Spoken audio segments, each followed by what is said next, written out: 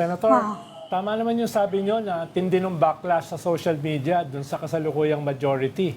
No? Halos walang naniniwala sa kanilang mga paliwanag at saka galit yung mga tao. Pero ang tinatamaan lang din kasi ngayon, Senator, hindi lang yung majority, yung institusyon ng Senado. Ano bang plano ng grupo ngayon ng minority? Paano may isasalba yung institusyon sa ganitong klaseng backlash?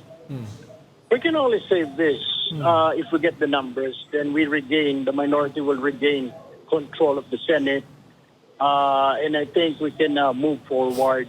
Otherwise, kung ganito, parang yung may credibility problem yung majority ngayon. So, natural, definitely, yung mga tao nagdududa, may doubts, di ba, na tapos yung mga members ng majority, medyo may mga problema yung iba. So, the only way to do this, siguro, is we will regain control. If we get 2 more people on our side, then we can control the Senate, then we can move on. Actually, there's a lot of pending bills right now on the floor. There's a lot. We have already wasted, more than 2 weeks now since they took over. Na wala kaming pinag-usapan, kundi pinag-usapan only the were we really under attack? Or was it like attack me? Or was it and then we were talking about Bato, na yung custody of Bato, na ayan, lumayas tulo. Hindi naman siya under arrest. Kaya he can freely walk. Pero sabi ng DOJ, hindi, under arrest yan. Ngayon, ikaw, yung isang senador, sasabit pa siguro sa obstruction dahil yun ang gusto ng department ng CIDG, Senator Robin, nakasuhan, di ba? So, we wasted. Then there's another day na may nag-iyakan, di ba, na hindi sila kinumusta. Hindi kayo nagkukumustahan kasi. All this. And so we wasted, and yesterday we wasted na mabuti sana kung it was a bill or a bill na for sponsorship or debate. Hindi. It is just merely a rules, a section of our rules. And then it will benefit pa the senators, not the public.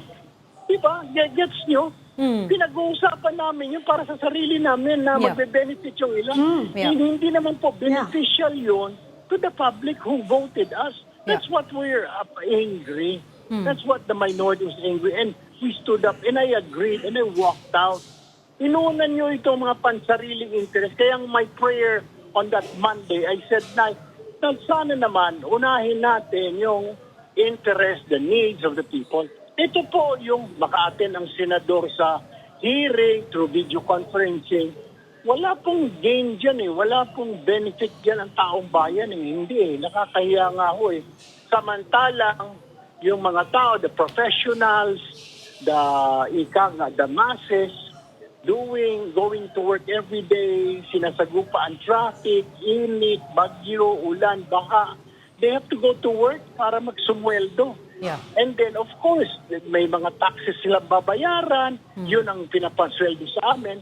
And samantalang kami, in the comforts of our home, hindi kami papasok. Mag-video conference na lang. Oh my goodness. Nakakahiya naman siguro yun. These people, you guys, in the private sector, are our employers. And then, yes, you have to come to work. Us, your employees, ika nga, uupo lang, bubuksan yung internet, and then hindi na kailangang pumasok, and then magsisweldo for 6 months.